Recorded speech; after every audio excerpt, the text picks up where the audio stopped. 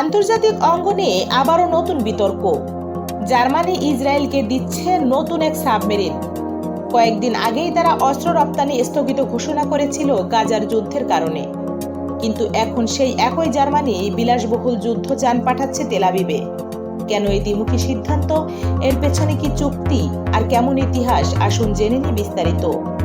Germany আনুষ্ঠানিকভাবে ইসরায়েলকে নতুন করে আরও একটি সাবমেরিন রপ্তানির অনুমোদন দিয়েছে।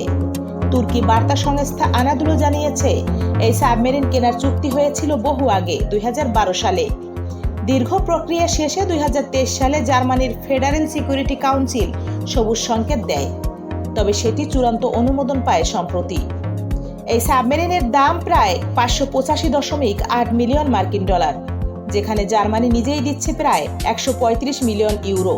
অর্থাৎ শুধু বিক্রি নয়, বরং নিজেদের অর্থনৈতিক সহায়তাও যোগ করছে বার্লিন। তবে এই অনুমোদন আসছে এমন এক সময় যখন জার্মানি মাত্র কয়েকদিন আগেই ঘোষণা দিয়েছিল গাজার আগ্রাসনে ব্যবহৃত হতে পারে এমন অস্ত্রের রপ্তানি তারা সাময়িকভাবে বন্ধ রাখবে।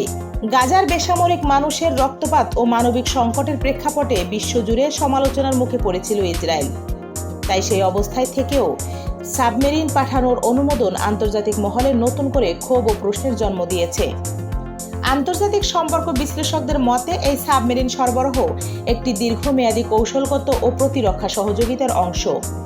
ইসরায়েলের নৌবাহিনীর আধুনিকীকরণের জার্মানির ভূমিকা দীর্ঘদিনের। তবে গাজা যুদ্ধ চলাকালীন সময় এই অনুমোদন একদিকে জার্মানির ঘোষিত নীতি ও নৈতিক অবস্থানের সাথে সাংঘর্ষিক, অন্যদিকে ইউরোপের অভ্যন্তরে রাজনৈতিক বিতর্কের জন্ম দিয়েছে। জার্মানির কিছু মানবাধিকার সংগঠন এবং বামপন্থী রাজনীতিবিদরা বলছেন এটি নৈতিকভাবে ভুল সিদ্ধান্ত। তারা দাবি করছেন, এখন যে কোনো ধরনের যুদ্ধ সরঞ্জাম ইসরায়েলের হাতে পৌঁছানো মানে গাজার বেসামরিক মানুষের বিরুদ্ধে চলমান সহিংসতায় পরোক্ষ ভূমিকা রাখা।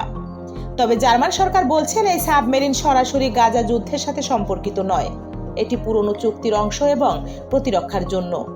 কিন্তু সমালোচকরা বলছেন যুদ্ধের সময় প্রতিরক্ষা আর আক্রমণের সীমারেখা মুছে যায়। যুদ্ধ, কূটনীতি আর ব্যবসার জটিল খেলায় সত্যিকারের ক্ষতিগ্রস্ত হচ্ছে সাধারণ মানুষ, যাদের কণ্ঠ হয়তো আন্তর্জাতিক চুক্তি ও অস্ত্রের শব্দে চাপা পড়ে যাচ্ছে। জার্মানির এই সিদ্ধান্ত কূটনৈতিকভাবে কতটা যৌক্তিক আর নৈতিকভাবে কতটা গ্রহণযোগ্য, এ নিয়ে বিতর্ক চলবেই।